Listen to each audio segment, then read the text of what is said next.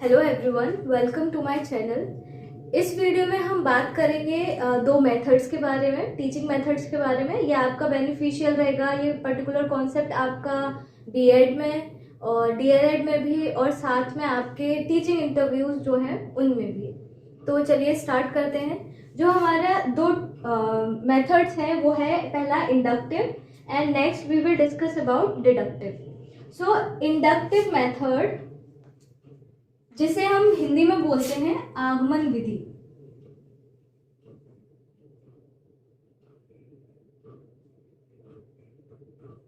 और deductive method जिसको हम बोलते हैं निगमन विधि। इस वीडियो में हम ये भी देखेंगे कि कौन सी विधि किन बच्चों के लिए, आप कौन सी स्टेज के बच्चों के लिए आप यूज कर सकते हैं और किसके लिए आप नहीं करना चाहिए, जहां पे ज्यादा बेनिफिशियल नहीं होता है। तो चलिए पहले स्टार्ट करते हैं इंडक्टिव मेथड से। सो इंडक्टिव मेथड दिया किसने था? उनका नाम था Francis Bacon and Pestalozzi. So this method, inductive method, this was given by whom? Francis Bacon and Pestalozzi. So what was in it? इसमें क्या था कि जब बच्चों को सिखाने के दौरान हम दो बातों का ध्यान रखते हैं। सबसे पहले कुछ टॉपिक्स ऐसे होते हैं जिसमें बच्चों को पहले एग्जाम्पल दिया जाता है और उसके बाद फिर हम उसको अपना डेफिनेशन फॉर्म में या उसको फॉर्मूले फॉर्म में बच्चों को समझाते हैं। और कुछ आपके टॉपिक्स ऐसे भी होते हैं जिसमें पहले आपको बच्चों को डेफिनेशन बतानी पड़ती है, उसके बाद आप बच्चों को एग्जांपल देते हैं। जैसे आप नाउन का टॉपिक देख लीजिए। नाउन में आप क्या दो मेथड इनको कैसे यूज कर सकते हैं, स्पेशली इंडक्टिव को। इंडक्टिव में आप पहले क्या कर सकते हैं, पहले बच्चों को उठा के उनका नाम, उनका सिटी का नाम या किसी एनिमल का नाम पूछ सकते हैं, एग्जाम्पल्स। उसके बाद फिर आप नाउन को डिफाइन कर सकते हैं। तो ये हुआ आपका एग्जाम्पल से आप डेफिनेशन पे गए, तो इस मेथड को बोलते हैं हम इंडक्टिव मेथड। मैथ्स में कैसे अप्लाई हो सकता है? जैसे हम बात करते हैं सम ऑफ ऑड नंबर्स की, ऑड नेचुरल नंबर्स। बच्चों को हमें इसका फॉर्मूला बताना है, तो उससे पहले हम एग्जाम्पल से कैसे शुरुआत करते हैं।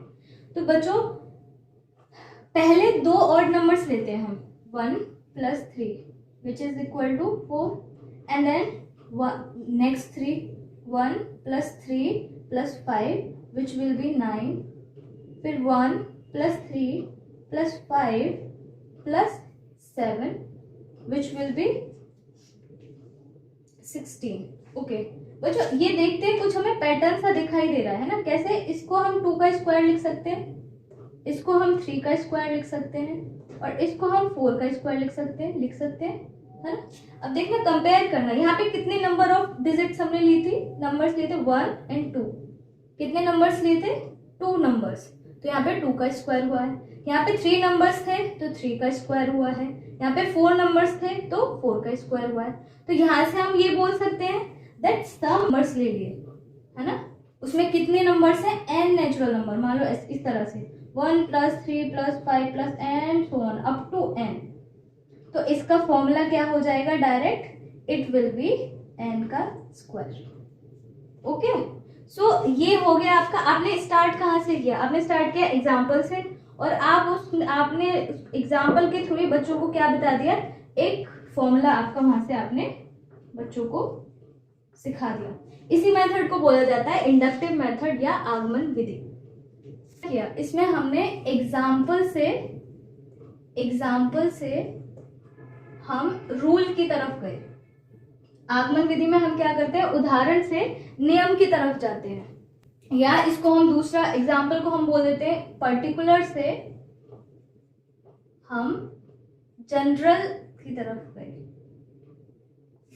सो this is all about inductive. एक बार और रिवाइज कर लेते हैं। आगमन विधि which was given by Francis Bacon and Pestalozzi. इसमें हम क्या करते हैं? हम एग्जाम्पल से बच्चों को समझाना स्टार्ट करते हैं। उसके बाद लास्ट में उन्हीं एग्जाम्पल की हेल्प से हम कोई ना कोई रूल वहां पर बच्चों के लिए डिफाइन करते हैं। तो this is inductive method in which we move from particular to general condition. Now move on to deductive method. उसके बाद फिर हम एक लिस्ट तैयार कर लेंगे दोनों का कंपैरिजन की।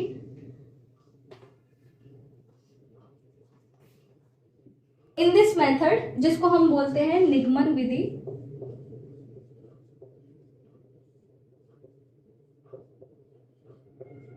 ये अपोजिट है इंडक्टिव मेथड के। और ये मेथड दिया किसने था? It was given bye Aristotle. And what is it? It is just opposite of inductive method. तो इंडक्टिव मेथड में हमने देखा था, हम एग्जाम्पल से रूल की तरफ गए थे। तो इसमें उल्टा क्या होगा? इसमें बच्चों को पहले रूल बताया जाएगा पूरा, उसके बाद हम बच्चों को एग्जाम्पल देंगे, उसके बाद उदाहरण उनको दिया जाएगा। ओके, इसी को हमने क्या बोला था? पर्टिकुलर से, या फिर हम इसको पर्टिकुलर को स्पेसिफिक भी बोल सकते हैं। स्पेसिफिक से हम किधर मूव ऑन किए? हमने पर्टिकुलर या स्पेसिफिक चीज से हम मूव किए जनरल, जो हमारा रूल था उस पर। तो वही चीज यहाँ उल्टी हो जाएगी। यहाँ पे क्या होगा? जनरल से हम बच्चों को लेकर जाते हैं स्पेसिफिक या पर्टिकुलर कॉन्सेप्ट। ओके, जैसे यहाँ एग्जाम्पल क्या हो सकता है? एक तो हमने अभी नाउन वाला एग्जाम्पल लिया था, साथ में अगर मैथ्स में यही वाला देखेंगे तो हम क्या बोल सकते हैं मेथड से? आप पहले रूल बताएंगे that sum of first n odd numbers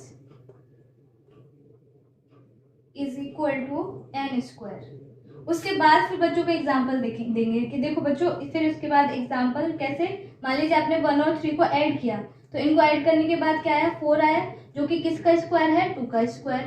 तो यहाँ पे डिजिट्स कितनी थी? 2 डिजिट्स थी, और उन्हीं का स्क्वायर यहाँ लिखा हुआ है। उसके बाद नेक्स्ट देख लेते हैं 1 + 3 + 5, जो कि कितना आया? 9 आया, which is the square of 3। और यहाँ पे नंबर कितने लिए थे हमने? 1 2 3, और वही उसका स्क्वायर है। तो this is the basic difference between inductive and deductive method. एक बार इसको पूरा लिस्ट तैयार कर लेते हैं एक साथ।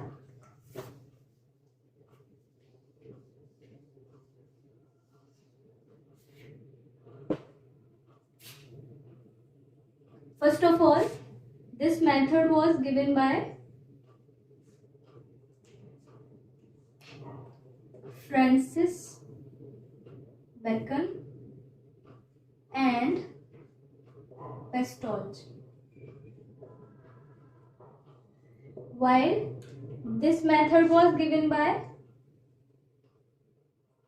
Aristo or Aristotle. Next, what was the difference? It was from example to rule, that is example से रूल की तरफ बढ़ रहे थे, और इसमें बच्चों को पहले रूल बताया जाता है, उसके बाद एग्जाम्पल। सो हमने इसको क्या बोला था? पर्टिकुलर या स्पेसिफिक से अपना जनरल रूल की तरफ प्रोसीड करना, और इसमें इसका अपोजिट क्या हो जाएगा? जनरल से पर्टिकुलर की तरफ जाना। ओके, अब इन दोनों में मेथड्स में आपको एक चीज ध्यान रखनी है कि जो हमारे ये वाला मेथड है, जहाँ पे हम पहले बच्चों को रूल सिखा रहे हैं उसके बाद एग्जाम्पल, ये बिगनर्स के लिए सही नहीं होता। जो छोटी क्लासेस होती हैं उनके लिए इतना बेनिफिशियल नहीं होता, क्योंकि छोटे बच्चों को पहले जब आप आसपास के एग्जाम्पल देके उनको कनेक्ट करेंगे तो उनको फिर कॉन्सेप्ट जल्दी समझ आता है। तो ये वाला एग्जाम्पल, ये मेथड बिगिनर्स के लिए सही नहीं है। जो शुरुआती स्टेज में जो कुछ सीख रहा है नए कॉन्सेप्ट बच्चा, उसके लिए बेनिफिशियल है ये, जिसमें आप एग्जाम्पल आप उनके इन्वायरमेंट के, उनके आसपास के, उनके घर के आसपास के एग्जाम्पल से लेकर उनको कनेक्ट किया जा सकता है रूल की तरफ। सो this is beneficial for beginners, while this is not beneficial for beginners. This method is not beneficial for beginners. Okay, so ये बेसिक डिफरेंस आपको इन दोनों मेथड में आई होप समझ आ गया होगा। अगर आपको कोई भी डाउट है तो आप कमेंट बॉक्स में आप लिखकर मुझे बता सकते हैं। आई होप आपको वैसे समझ आ गया होगा। Thank you.